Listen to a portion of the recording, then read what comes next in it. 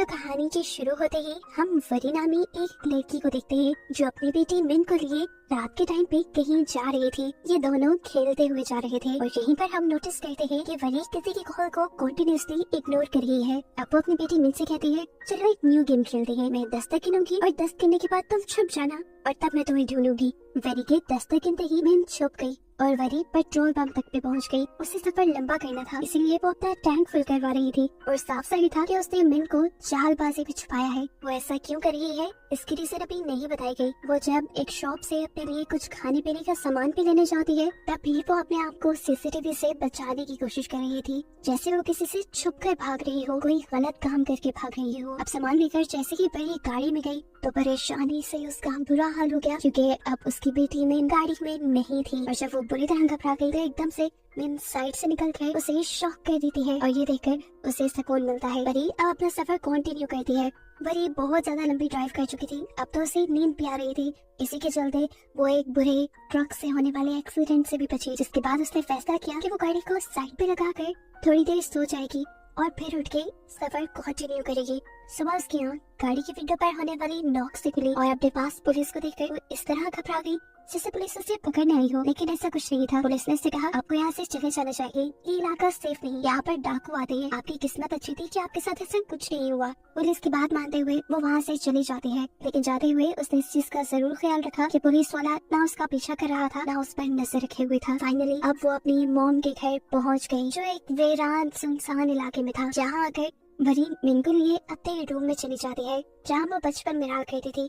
Worry दिखाती है कि उसकी मॉम ने उसकी हाइट नापने के लिए यहाँ पर एक मार्क लगाया हुआ था। मिन भी जब उस मार्क के ऊपर खड़ी हुई तो वो भी उतनी ही कद की थी। जिसके बाद ये लोग अपने कामों पे लग गए और यहाँ सीक्रेटली हमें दिखाया गया कि वरी के बैग में एक रिवॉल्वर भी है। अचानक उनके दरवाजे पे होने वाली नॉक वरी को चौंका देती है और वो बड़े ही डरते हुए दरवाजे पर चेक करने के लिए जाती है। जाने से पहले उसने मुझसे कहा था कि तुम पर्दे बिल्कुल नहीं हिलाओगी। उसने गेट खोला तो सामने इस घर के केयर टेकर थे। ये देखकर उसे सांस में सांस आई। इनका नाम वनीत था और ये बचपन से ही वेरी के घर की हिफाजत किया करते थे। ये वेरी के मॉम के ड्राइवर थे। अभी भी वेरी ने इनसे कुछ अपनी काम की चीजें मंगवाई थी, जिसके बाद ये आदमी उसे कहकर जाता है, इसके अलावा अगर आपको किसी भी चीज की जरूरत हो तो मेरा घर पास में ही है, मुझे बुला लीजिएगा। ये बात कहकर वो जाने वाले थे कि अचानक उन्होंने वरी के रूम के पर्दे हिलते हुए देखे और ये चीज वरी ने भी नोटिस कर ली। उनके जाने के बाद वो फौरन कमरे में आई और मिन को डांटने लगी, मेरे मना करने के बावजूद भी तुमने पर्दे क्यों खोले? लेकिन मिन मना कर रही थी। उसने कहा, मैंने ही पर्दे नहीं खोले, मैं झूठ नहीं बोल रही मॉम। लेकिन वरी को उसकी किसी बात पे यकीन नहीं था, क्योंकि अगर मिन ने पर्दे नहीं खोले तो फिर किसने खोले? ये सब करने के बाद वरी अपना सामान चेक करती है, जहाँ उसके सामान में हमें बहुत सारा कैश भी दिखाई देता है, जिसे वो छुपा कर वॉशरूम में चली जाती है। और जब वो मुँह हाथ धो रही थी तो उसे ऐसा फील हुआ जैसे उसके कंधे पर किसी ने हाथ रखा हो, लेकिन उसके पीछे कोई नहीं था। इसलिए उसे लगा कि शायद ही उसका वहम होगा। खाना खाने के बाद वरी और मिन टीवी देखने के लिए बैठ जाते हैं, लेकिन टीवी के ऑन होते ही उन्हें टीवी के अंदर एक अजीब और गरीब सा साया दिखाई देता है, जिसे देखते ही मिन डर जाती है और टीवी भी फौरन बंद हो जाता है। मौसम भी अचानक ही खराब हो गया। वरी को भी अब हल्का सा डर लगा था, लेकिन वो मिन को ये सब शो नहीं कर सकती थी, इसलिए वो मिन को लिए सोने चली जाती है। रूम में जाने से पहले इन्हें वहाँ पर एक लॉक कमरा दिखाई देता है, जिसके बारे में विन जब वरी से पूछते हैं कि इसके अंदर क्या है तो वरी जवाब में कहती है, इसके बारे में तो मुझे भी कुछ नहीं पता, क्योंकि आज तक मैं इस कमरे में गई ही नहीं। फिर अब अगला दिन हो जाता है। वरी और मिन जब खाना खा रहे थे तो एकदम से दोबारा उनके घर की लाइट फ्लिकर होने लगी और इसी टाइम पर मिन को वरी के पीछे एक बहुत ही खतरनाक भूत दिखाई दिया, जिसे देखकर वो चिल्ला दी। वरी को लगा कि शायद मिन अंधेरे से डर रही है और फिर उसे याद आया कि उसके घर पर तो जनरेटर भी है। वो मिन को लिए जनरेटर ऑन करने के लिए चली गई, जहाँ जाने पर उसने देखा कि वो जनरेटर बहुत बड़ा था। ये जनरेटर तो किसी मिल को बिजली सप्लाई करने वाला लगता था।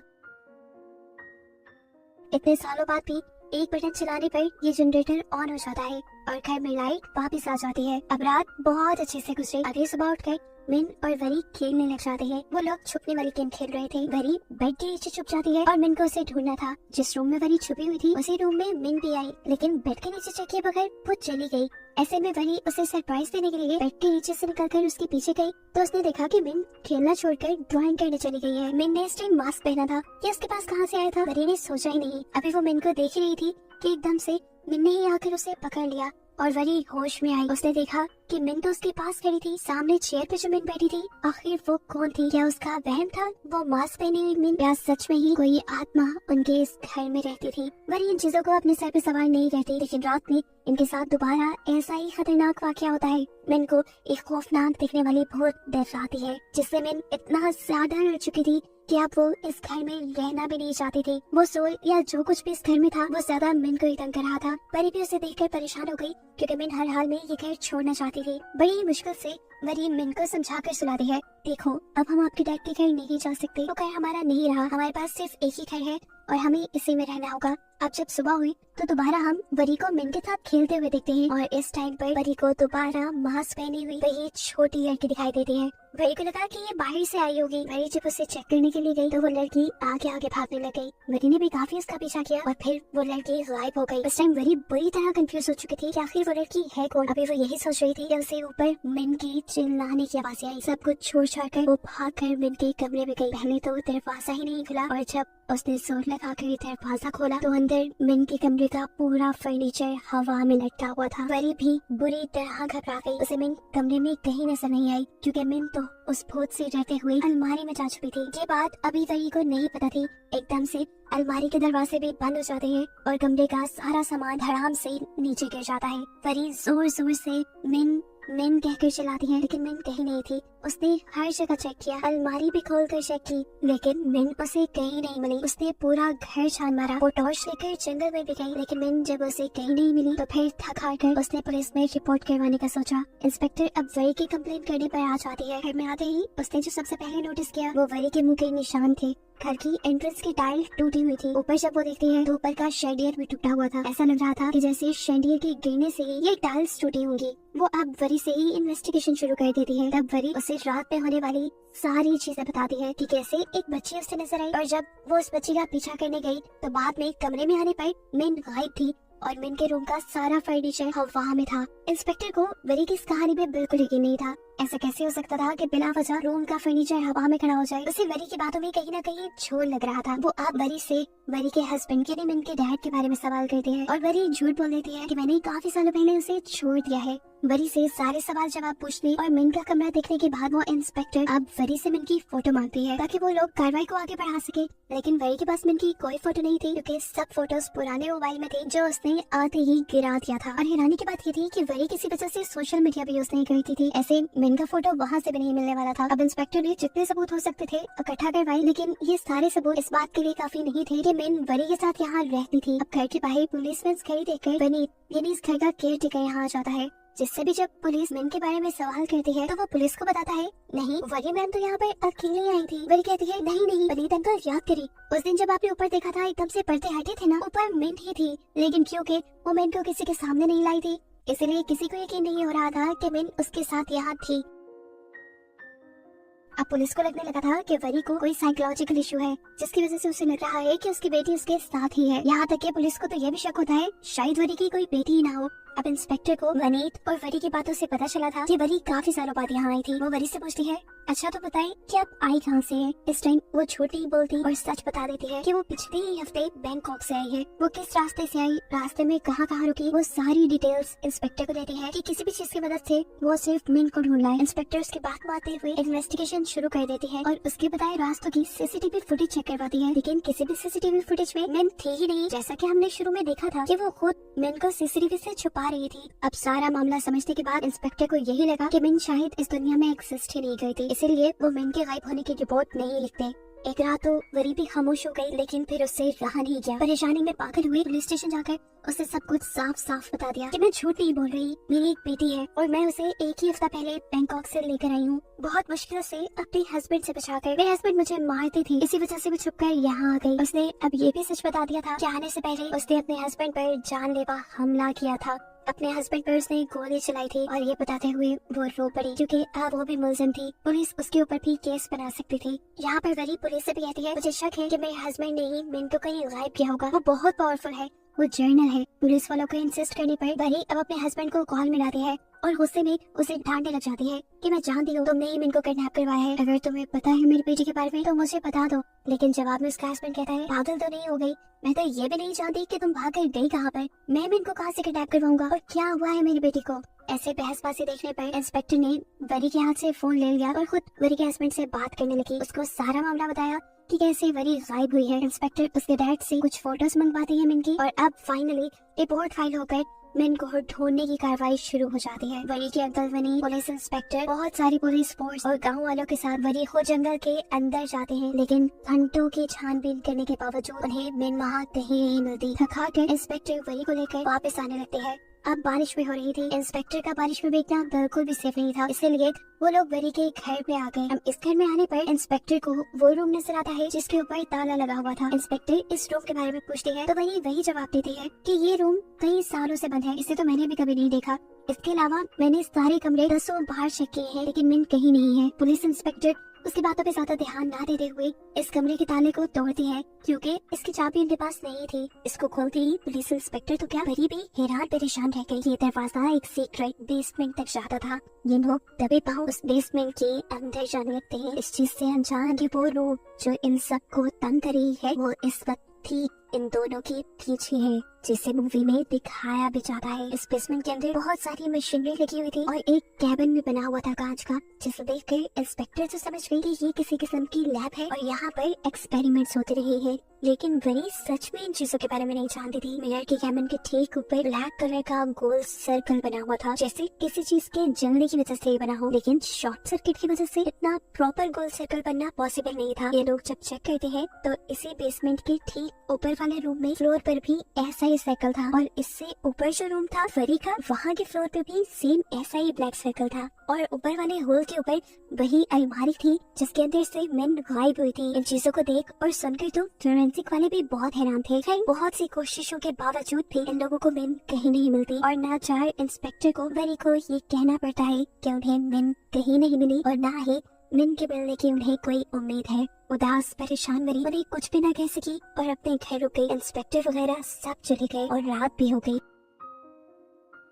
वो जैसे ही अपने बिस्तर पर सोने के लिए लेटी तो उसे फील हुआ जैसे कोई उसके घर भी घुस आया है। ये मिन भी तो हो सकती थी। या कोई और उठाकर इंस्पेक्टर को कॉल कर देती है कि कोई इसके घर में घुस आया है, और फिर अपने हाथ में गन लिए आहिस्ता आहिस्ता चेक करने के लिए जाती है। करीब आकर वरी ने देखा कि छोटी बच्ची जो मिन ही लग रही है वो 1 से 20 तक लेकर गिनती गिन रही है। वो जैसे ही इस बच्ची के पास जाती है तो वो बच्ची भागकर मिन के कमरे में चली जाती है, जहाँ जाकर वरी ने देखा कि सारा सामान पहले की तरह ही हवा में लटका हुआ है। और ये देखकर वो बहुत ज्यादा डर गई। वो लड़की अलमारी में जा घुसी थी। उसे देखने के लिए वरी ने जैसे ही अलमारी खोली तो उस लड़की ने वरी को भी अंदर खींच लिया, और वरी को ऐसा लगा जैसे वो कोई बहुत ही गहरे कुएं में जा गिरी हो। वो गिरती रही यहाँ तक के बेहोश हो गई। कुछ देर बाद जब उसे होश आया तो वो उसी शीशे के सेल में थी जो हमने उसके घर पर देखा था। इस टाइम उसके सामने उसकी मोम थी, जिसे देखकर वो खुद भी हैरान रह गई। अपनी मोम को देखकर वरी को वरी का बचपन याद आ गया। वो जब वो अपनी फैमिली के साथ टाइम स्पेंड करने के लिए तरसती थी, अपनी मोम के साथ टाइम स्पेंड करने के लिए तरसती थी। वक्त था कि 1991 का। सीन सारे पास्ट में जा चुके हैं और हम वरी की बचपन की कहानी देख रहे हैं। वरी बहुत ज्यादा एक्साइटेड है क्योंकि आज उसे अपनी मोम डैड के साथ सैर के लिए जाना है, लेकिन अनफॉर्चुनेटली उसकी मोम को साइट से कॉल आती है और पता चलता है कि डैम में कुछ गड़बड़ी आ गई है, जिसकी वजह से उसे फौरन ही डैम के लिए निकलना पड़ जाता है, और आज भी वरी का प्लान कैंसिल हो जाता है। यहाँ पर हमें रिवील होता है कि वरी की मोम एक इंजीनियर थी। इन लोगों की बातों से यहाँ हमें पता चलता है कि ये लोग यहाँ पर जो कुछ भी बना रही थी या कर रहे थे उसमें पिछली 35 बार से ये लोग नाकाम हो चुके हैं, लेकिन इस मरतबा उन्हें उम्मीद है कि उनकी बनाई चीजें काम कर जाएंगी। आज 36वीं बार बहुत सारी उम्मीद लेकर इन्होंने दोबारा से वो मशीन ऑन की, और मशीन ऑन करते ही इन्हें कुछ चीज देखने को मिला। जमीन जोर से हिली और इनके बनाए कंटेनर के ऊपर एक ब्लैक होल बन गया। बादलों का एक ब्लैक सर्कल जिसके अंदर से बिजलियां भी चमक रही थी, और उसके अंदर कहीं से एक सैंडल भी आकर गिरा, जिस चीज से हमें पता चला कि असल में वरी की मॉम टाइम मशीन बना रही है, और ये सैंडल यहाँ किसी और टाइमलाइन से आकर गया है। इन सभी चीजों को लेकर वरी की मॉम अब बहुत ज्यादा एक्साइटेड हो चुकी थी। उसे जल्द से जल्द अब टाइम ट्रेवल को पॉसिबल बनाना था,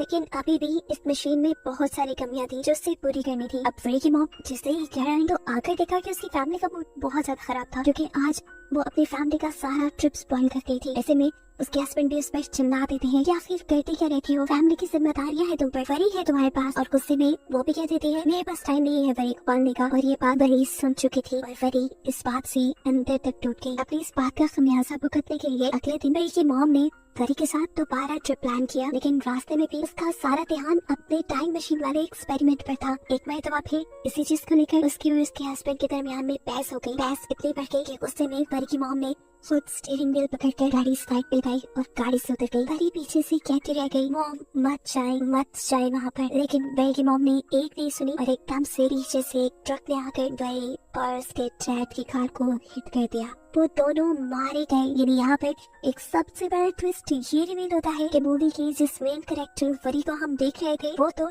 आज से कई साल पहले यानी 1991 में ही मारी गई थी। तो अब कौन सी वरी थी ये दिन था 14 मार्च 1991 का। वरी की मॉम को इस हादसे ने पागल बना दिया था। अब वो हर रोज दिन रात यही डेट बार बार बोलती रहती थी। उनका बस नहीं चलता था कि किसी तरह वो टाइम में पीछे जाए और 14 मार्च के उस दिन को ठीक करके उस हादसे को रोक गई जिस दिन उसकी बेटी और उसके हस्बैंड उससे बिछड़ गए थे। सालों गुजर गए, वरी की मॉम इस दुख से बाहर नहीं निकल पाई। हालांकि उन्होंने साइकियाट्रिस्ट की भी हेल्प ली, लेकिन उन्होंने अपने आप को अपने हस्बैंड और बेटे का कातिल मान लिया था। यहाँ तक कि ये नौबत भी आ गई कि वरी की मॉम ने सुसाइड करने की सोची। और ठीक जिस टाइम वो डैम में जंप करने के लिए गई तो एकदम से डैम के अंदर एक वर्म होल बन गया, जिसे देखकर वो बुरी तरह घबरा गई और उनका सैंडल उस वर्म होल के अंदर गिर गया, जो उसी को मिला एक दूसरी टाइमलाइन में 1991 में 14 मार्च से पहले, जब पहली मरतबा उनकी टाइम मशीन के ऊपर ये वर्म होल बना था और हमने देखा था कि उसके पास एक सैंडल आकर गिरा है। जिस दिन उसे लगा था कि अब उसकी टाइम मशीन काम कर जाएगी, लेकिन फिर उसने टाइम मशीन पे काम करना छोड़ दिया था। इस टाइम वरी की मॉम को वो सारी बातें याद आ जाती है। उसे याद आ जाता है कि यही सैंडल तो उसे मिला था कुछ अर्सा पहले, लेकिन उसकी टाइम मशीन वर्क कर रही थी। उसे एक नई होप मिली टाइम मशीन में पीछे जाकर सब कुछ ठीक करने की। फिर क्या था, उसने जी जान लगाकर टाइम मशीन में पीछे जाने की कोशिशें शुरू कर दी और अपनी टाइम मशीन पे वर्क करना शुरू किया। बहुत दिनों की मेहनत और बहुत कोशिशों के बाद आखिर उसने टाइम मशीन बना ही ली। जैसे जैसे ये वो 14 मार्च 1991 में लेकर जाने की कोशिश करती है तो मशीन एक मरतबा फिर रुक जाती है और उसकी सारी उम्मीदें टूट जाती है। वो पागल ही हो गई, इस नाकामी को वो सह नहीं पा रही थी। गुस्सा, एक्सॉशन, सब कुछ उसने इस मशीन के ऊपर ही उतार दिया। उसने जोर जोर से मशीन के सिस्टम के ऊपर हाथ मारा और पता नहीं उससे ऐसा कौन सा बटन चला कि ये टाइम मशीन दोबारा चल गई। मेयर कैबिन के ऊपर एक और मरतबा ब्लैक होल बना और उस कैबिन के अंदर मिन आ गिरी। यदि साफ मतलब था उस दिन मिन जब गायब हुई थी तो उसे किसी जिन ने गायब नहीं किया था, बल्कि उस कबर्ड के अंदर एक वर्म होल बन गया था जिससे 2024 की टाइमलाइन को इस टाइमलाइन से यानी 1991 वाली टाइमलाइन से ना मिलाया था। ये तो बहुत ज्यादा वरी जैसी दिख रही थी। वरी की मॉम को ये लगने लगा कि वरी ना सही तो ये बच्ची ही सही, उसकी आखिरी दिनों का सहारा। इस बच्ची यानी मिन को उठाकर वो बेडरूम में गई। मिन सोती रही और जब उसे जाग आई तो उसे ये महसूस ही नहीं हुआ कि वो कहीं और आ गई है, क्योंकि घर तो ये बिल्कुल पहले जैसा ही था। अब उसने पूरी घर में अपनी मॉम को यानी वरी को ढूंढना शुरू किया, लेकिन वरी कहीं नहीं मिल रही थी। उसने जोर जोर से वरी को आवाज़ें दी, लेकिन वरी के ना मिलने पर वो रोने लगी। यहाँ देखने को मिलता है कि वरी की मॉम उसे चुप करवाती है, उसे प्यार करती है, ऐसे जैसे उन्होंने वरी को भी नहीं करवाया था। अब वो अपनी पुरानी गलतियां नहीं दोहराना चाहती थी, वो उसे इग्नोर बिल्कुल नहीं करने वाली थी। यहाँ पर हमें वनीत को भी दिखाया जाता है, यानी वही आदमी जिसे हमने कहानी के शुरू में वरी के साथ भी देखा है। ये वरी की मॉम की ड्राइवर थे। वनीत वरी की मॉम से पूछता भी है ये बच्ची कौन है, तो वो झूठ कह देती है कि ये दूर की रिश्तेदार है मेरी और मैंने इसे अडॉप्ट कर लिया है। उसके साथ शॉपिंग करती है, पार्क में जाती है, सैर करवाती है और हर वो काम जो एक मॉम अपने बेटे के साथ करती है वो करती है। सब कुछ बिल्कुल ठीक चल रहा था। मैन भी यहाँ खुश रहने लगी थी और अपनी मॉम को भी भूल गई थी, लेकिन कहीं न कहीं अभी भी वरी की मॉम के दिल में अपनी बेटी और अपने हस्बैंड का ख्याल था, जिसके लिए दोबारा वो अपनी टाइम मशीन स्टार्ट करने का सोचती है। उसे उम्मीद थी कि इस मरतबा तो वो जरूर उस दिन में यानी 14 मार्च 1991 में चली जाएगी जब उसकी फैमिली उससे बिछड़ी थी। टाइम मशीन में डेट सेट करने के बाद वो एक लीवर दबाकर टाइम मशीन को ऑन कर देती है और सीन कट होकर हमें प्रेजेंट टाइमलाइन दिखाई जाती है, यानी 2024, जहाँ पर वरी को मिन मास्क पहने दिखाई दे रही है। ये सच में मिन ही है जो असल में वरी की मोम के साथ छुपन छुपाई खेल रही थी मास्क पहनकर। मिन के साथ खेलते हुए वरी की मोम तो अपनी लैब में आ गई, लेकिन मिन उस ढूंढने और छुपने के चक्रों में एक और मरतबा अपनी प्रेजेंट टाइमलाइन में आ गई और आकर दोबारा से अलमारी में चली गई, जिसके पीछे उसे देखते हुए वरी भी उसके कमरे में आई थी। तब सारा सामान हवा में लटका हुआ था। उसने देखा था कि मिन अलमारी में गई थी। उसे चेक करने के लिए जब उसने भी अलमारी खोली तो खुद जाकर वो इस टाइमलाइन में यानी 1991 में आ गई। और यहाँ सीन कट होकर हमें वहीं से दिखाया जाता है जहाँ पर इस ग्लास बॉक्स के अंदर वरी को होश आया है और वो अपने मॉम को देखकर शौक है। उसे खुशी है, परेशानी है, कुछ समझ नहीं आ रही, लेकिन वो मॉम कह रही है। और इस चीज से वरी की मॉम बहुत ज्यादा परेशान है क्योंकि उसने कभी इस लड़की को ना तो देखा है, ना ही वो इसको जानती है। फिर वो लड़की उसे मॉम क्यों कह रही है? वरी को ये लग रहा था कि वो मरकर आफ्टर वर्ल्ड में आ गई है जहाँ पर उसकी मॉम भी है और ये उनका रीयूनियन है, यानी वो लोग दोबारा मिल रहे हैं। वरी अब अपनी पॉकेट से गन निकालती है जिसे देखकर वरी की मॉम और भी ज्यादा परेशान हो जाती है और उसे गन नीचे रखने के लिए कहती है। जबकि सीन कट होकर हमें प्रेजेंट टाइम में यानी 2024 में दिखाया जाता है कि अब पुलिस इंस्पेक्टर भी वरी के घर आ चुके थे, जिन्हें घर आने पर अब तो वरी भी नहीं मिले। इन्होंने पूरा घर छान मारा, जंगल देख लिया, हर जगह देख ली, वरी कहीं नहीं थी। घर की तलाशी लेने पर इन्हें बहुत सारा कैश और पिस्टल मिले जो ये साबित कर रहे थे कि वरी यहाँ से कहीं भागी नहीं बल्कि गायब ही हुई है। अगर वो भागती तो पैसे और चीजें लेकर ही भागती ना। सीन कट होकर दोबारा हम देखते हैं कि 1991 में वरी की मॉम वरी से उसकी गन लेकर उसे उसी कांच के मिरर में कैद करके वहाँ से चली जाती है, जबकि वरी चिल्लाती रह जाती है, मॉम मेरी बात सुनी, मेरे पास आई। सीन्स दोबारा प्रेजेंट टाइमलाइन में शिफ्ट होते हैं जहाँ पर इंस्पेक्टर वरी को ढूंढने के लिए इन्वेस्टिगेशन शुरू कर चुकी है। घर की डीप तरह से तलाशी में जा रही है जहाँ पर इन लोगों को वरी की फैमिली की, वरी की मॉम और डैड की पिक्चर्स मिली हैं। इंस्पेक्टर अंकल वनीत को बुलाते हैं इन सारी चीजों के बारे में सवाल पूछने के लिए। अंकल वनीत बता देते हैं कि तस्वीर में जो लड़की है वो वरी की मॉम है। इंस्पेक्टर पूछते हैं वरी की मॉम क्या काम करती थी? तब वनीत अंकल बताते हैं कि वो प्रोफेसर थी और पास के ये हाइड्रोलिक डैम की इंजीनियर भी थी। वो वनीत से पूछती है कि घर में लैब क्यों बनाई गई है? लैब के बारे में तो वनीत को भी कुछ नहीं पता था। हाँ, बस वो इतना जानता था कि आज से 30 साल पहले वरी की मॉम यहाँ से ये सब कुछ छोड़कर जा चुकी थी। कई दिन इसी इन्वेस्टिगेशन में गुजर जाते हैं और 1991 वाली टाइमलाइन में भी कई दिन गुजर जाते हैं। वरी इसी तरह भूखी प्यासी रहती है और एक दिन वरी की मॉम उसके लिए खाना ले आती है। डरते हुए खाना उसके कैबिन में रखने के बाद मुझसे पूछती है, अच्छा बताओ कौन हो तुम और यहाँ क्यों आई हो? क्या मकसद है तुम्हारा? कैसे आई हो यहाँ पर? वरी बताते हैं मैं इसी घर में रहती हूँ, पता नहीं कैसे। मैं अपने बेटे को ढूंढ रही थी, वो अलमारी में जाकर छुपी थी। मैंने अलमारी खोली और पता नहीं कैसे वो यहाँ आ गई। अब ये जानकर कि वरी मेन को ढूंढने के लिए यहाँ आई है, वरी की मॉम ने दोबारा वरी का कैबिन बंद किया और ऊपर आ गई क्योंकि अब वो मेन को खोना नहीं चाहते थे। उसने मेन को अपनी बेटी मान लिया था। वो अब वरी की निगरानी के लिए वनीत अंकल को भेज देती है। जबकि यहाँ पर वरी को अजीब घुटन होने लगी थी। उसे किसी भी हाल में या तो अपने बेटे को ढूंढना था या अपने घर वापस जाना था। उसे कुछ समझ नहीं आ रही थी। अपने आप को यहाँ से छुड़ाने के लिए उसके जहन में एक आइडिया आता है। वो यहाँ दम घुटने का ड्रामा करते हैं और वनीत अंकल उसे चेक करने के लिए उसका कैबिन खोल देते हैं। इतने में ही वो वनीत अंकल को धक्का देते हुए वहाँ से भाग जाती है। वो अब सीढ़ी चढ़ते हुए बेसमेंट के उस दरवाजे तक आ जाती है जिसे हमेशा लॉक रखा जाता था। वहीं से उसे मिन गिनती करती हुई भी सुनाई थी। उसने मिन को आवाज लगाई इससे पहले कि मिन उसे देख रही थी। यहाँ पर वरी की मॉम आकर उसे यहाँ से ले जाती है और इतने में पीछे से वनीत अंकल भी वरी को पकड़ने में कामयाब हो गए थे।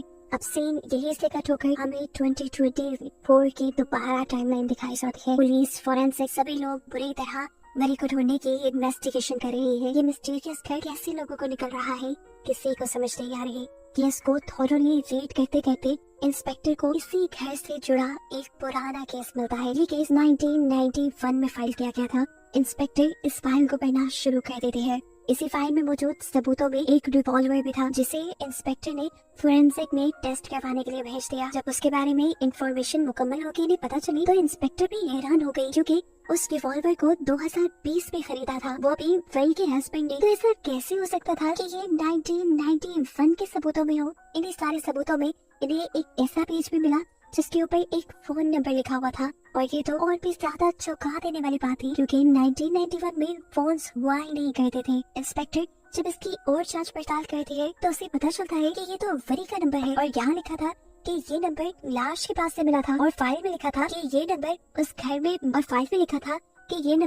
घर में पड़ी एक लाश के पास से मिला था। इतनी सारी चीजें जानने के बाद इंस्पेक्टर समझ गई कि वरी ही खुद टाइमलाइन में पीछे जा चुकी है, इसलिए तो उसका रिवॉल्वर भी 1991 वाले सबूतों में था और उसका फोन नंबर भी। अब उससे ये भी पता था कि 1991 में वो मर चुकी है। ये जानकर वो और भी ज्यादा टेंशन में आ जाती है और किसी तरह 1991 में वरी को बचाने की कोशिश में लग जाती है। ऐसा वो कैसे करेगी ये भी उसे मालूम नहीं था। सीन कट होकर अब हमें 1991 टाइमलाइन का सीन दिखाया जाता है जहाँ पर वरी की मॉम ने वनीत अंकल को सख्त इंस्ट्रक्शन दी थी कि लड़की किसी तरह इस कैबिन से बाहर न निकले। वो भी उसकी निगरानी में बैठे थे और बोर हो रहे थे तो उन्होंने रेडियो चला लिया। न्यूज कास्टर ने आज की डेट बताते हुए अपना प्रोग्राम शुरू किया। डेट थी 24 नवंबर 1991। ये सुनकर वरी बुरी तरह चौंक गई। उसने वनीत अंकल से कहा कौन सा सन है ये 1990 पर? जवाब में वनीत अंकल ने कहा तो इसमें तो हैरान होने वाली क्या बात है, 1991 भी है। उसके लिए तो हैरान होने वाली बात नहीं थी, लेकिन वरी के लिए थी, जो ये बात समझ गई थी कि वो टाइमलाइन में पीछे आ चुकी है।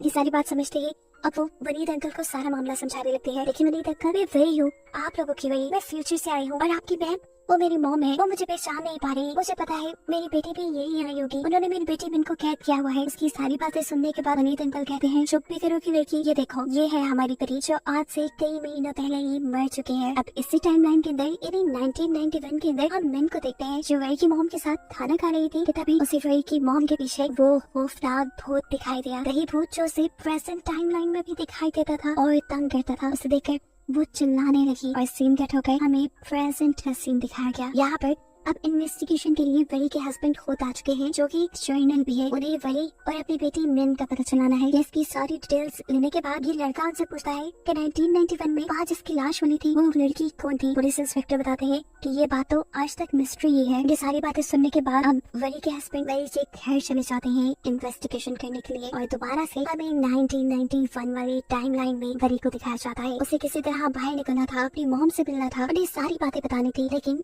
ये वनीत अंकल कुछ करने ही नहीं दे रहे थे। उसकी बातों से पक पक से अब वो तंग आ गए। ये सारी बातों का यकीन दिलाने के लिए वो बार बार बोल बोल के अपनी बातें समझाने की कोशिश करती है, लेकिन वनीत अंकल की बक बक से तंग आ जाते हैं और उसका कैबिन लॉक करते हुए बेसमेंट से बाहर आकर पहरा देने लगते हैं। और इस टाइम पर ट्रे को गुस्सा आ जाता है। प्लीज गुस्से में इस शेड्यूल में वो जैसे पागल हो जाती है और अपने कैबिन का कांच ही तोड़ डालती है। इस चीज का अंदाजा जैसे ही वनीत अंकल को हुआ, वो भी फौरन उसे पकड़ने के लिए बेसमेंट के अंदर आए, उसी की गन लिए हुए। लेकिन इससे पहले कि वो ये गन चला देती, वही एकदम से उनके ऊपर ही हमला कर देती है और उन्हें नीचे गिराकर जमीन पर पड़ा हुआ कांच उनकी आंख में छुपा देती है, यानी आंख में स्टैब कर देती है, जिससे उनकी आंख पूरी तरह फट गई। और 2024 में आज तक उनकी आंख पे ये निशान देखा जा सकता है। पर ये उनको मार भी सकती थी, लेकिन उसने नहीं मारा क्योंकि उसे वनीत अंकल से काफी लगाव था। वो अब बेसमेंट से बाहर निकल आई अपनी बेटी यानी मिन को ढूंढने के लिए। थोड़ा बहुत ढूंढने के बाद उसे मिन एक कमरे में सोई हुई मिल भी गई, जिसे देखकर उसकी जान बचाना है। लेकिन इससे पहले कि वो ऐसा कहती,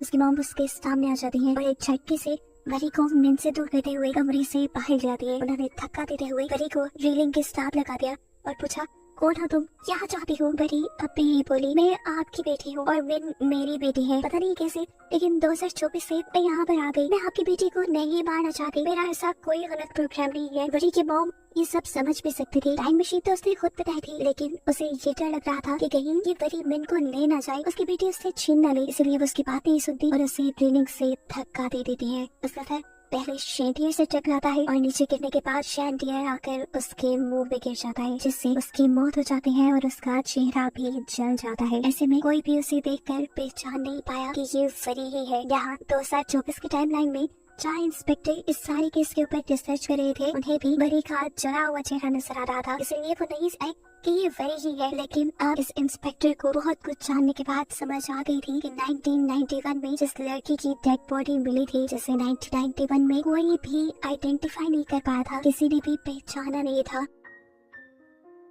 वो असल में वरी की ये बॉडी थी जो न जाने कैसे लेकिन एक पिछली टाइमलाइन में चली गई थी। ये सब जानने के बाद उसकी आंखों से आंसू टप टप गिरने लग जाते हैं और इतने में वरी के हस्बैंड पुलिस की पूरी टीम लिए इस घर पे भी पहुंच जाते हैं। उसे देखते ही इंस्पेक्टर पागलों की तरह उसके ऊपर हमला कर देती है और उसे नीचे गिराकर वो मारने लगती है, ये कहते हुए कि सिर्फ तुम्हारी वजह से वरी का यह हाल हुआ। वरी को क्या हुआ था उन्हें तो पता ही नहीं था, वो तो यही कंफ्यूज खड़े हुए थे। अब इंस्पेक्टर उनके मुंह पे फाइल वाला एल्बम मारती है और कहते हैं ये लो अपनी वरी की डेड बॉडी की फोटोज, इससे ज्यादा तुम्हें कुछ नहीं मिलने वाला। ये कहकर वो वहाँ से चले गई। जबकि 1991 की टाइमलाइन में हम देखते हैं कि वरी के मरने के बाद वरी का फोरेंसिक करने के लिए पूरी टीम आ चुकी थी।